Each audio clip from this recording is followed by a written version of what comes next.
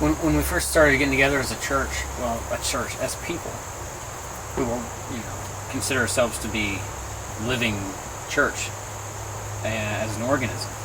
So we're together, and we're like, why are we together? Like, what's brought us together?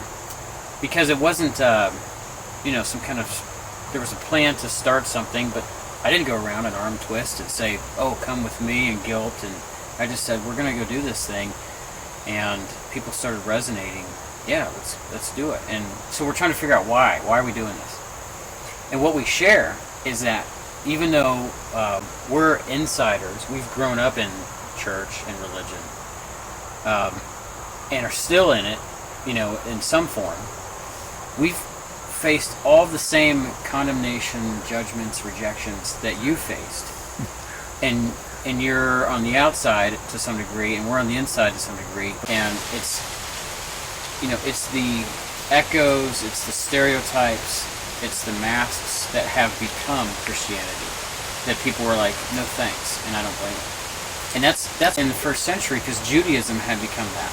Judaism had become what Christianity is, the stereotype of Christianity today. You can do a comparison of the two systems, and they were so similar. And so in some ways, here we are, 2,000 years later, and Christianity is it's the religious system that's controlling, oppressing, rejecting, condemning.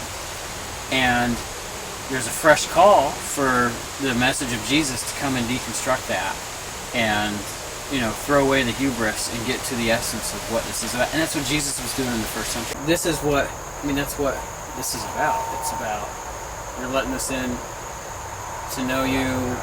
It's about talking. It's about being in conversation. It's about relationship. Yeah. And that's our model for how we view God and Christ specifically. That's our model for how we view people. So if we live with a God who doesn't reject us because we disagree, but gives us instead the option to reject him, then if that's my paradigm, then that gives me the model, the inspiration, the empowerment to live in relationship with people, loving them for who they are, no strings attached, because that's what God's love is for us. If that's the well that I'm drinking out of, then heck, who can't I love? Now, from my perspective, there's limits to my love, and that's why I have to keep drinking from the well, because my own abilities will take me so far. God has to supersede my limits. I don't think that's a low view of self. I think it's a realistic view of self, and that it expects that God's gonna, intervene in a supernatural way and give me the whatever it is I need, the grace, the love, to be in those relationships with people. But it's, after a while, it's not even hard work.